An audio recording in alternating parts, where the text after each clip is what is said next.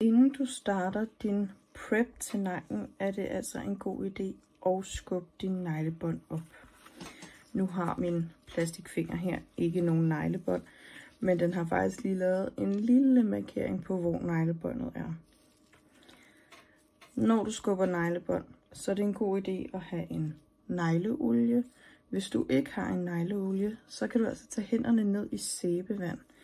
De må gerne være der i 10 minutter i kvarter, så neglebåndene bliver bløde.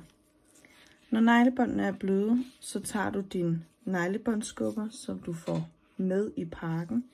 Den har en spidsside, og den har en flad side. Det jeg godt kan lide at gøre til at starte med, det er at tage den spidse side, faktisk lige og køre hen over neglen, så du lige løsner dit neglebånd en lille smule.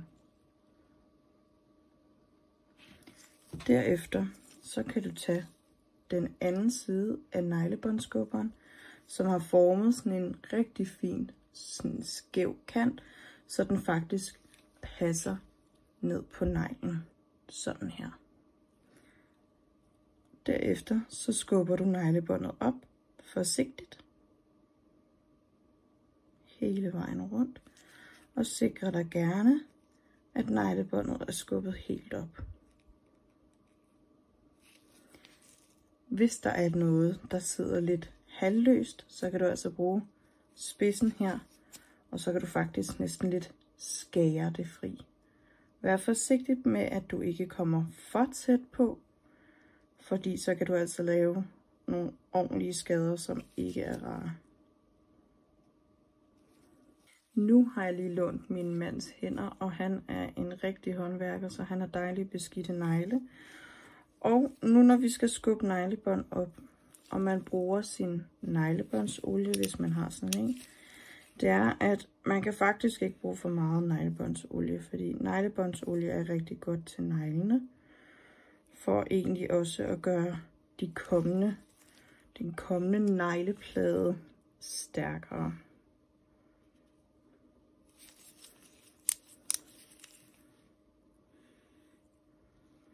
Man anbefaler faktisk at bruge neglebåndsolie minimum 1 gang om dagen. Og det er simpelthen for at pleje din negle så bedst muligt.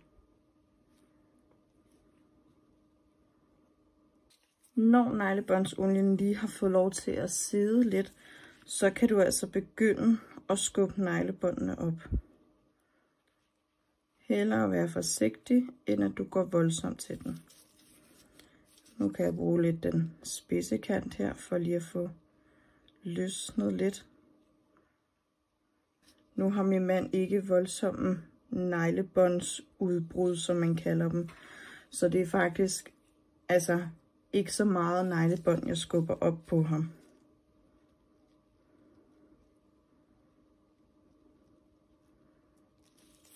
Men hvis der skulle være noget neglebånd, og du ikke skubber det op, så kan det være med til, at din press-on faktisk falder hurtigere af. Derfor er det en rigtig god idé at skubbe neglebåndene op. Når du er færdig med at skubbe neglebånd, så kan du altså lige massere det resterende negleolie ind i neglebåndene.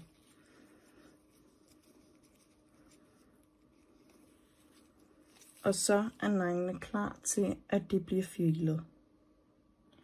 Når du skal preppe din negl og gøre den klar til, at selve press-on kommer på, så er det altså vigtigt, at du får den preppet ordentligt. Og jeg vil vise, hvordan man prepper en negl.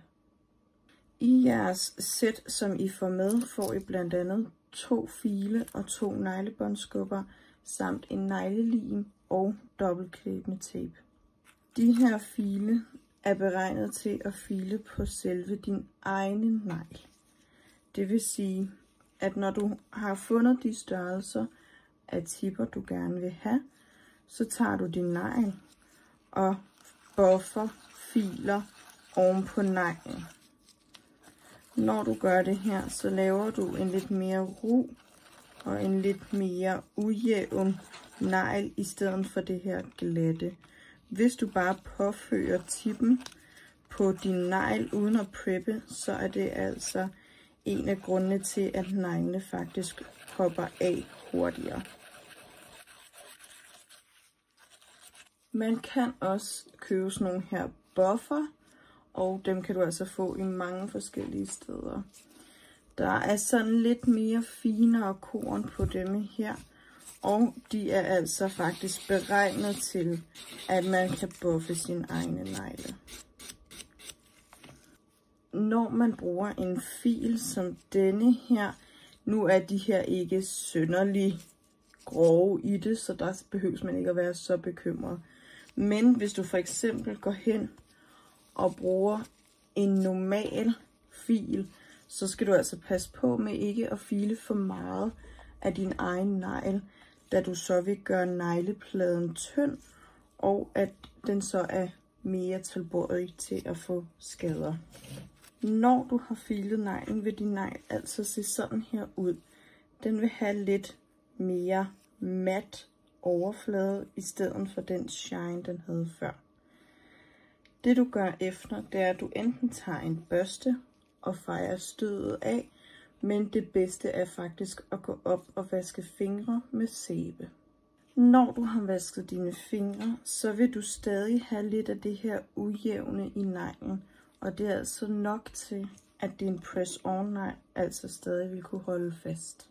Nu er du faktisk klar til at påføre din press-on.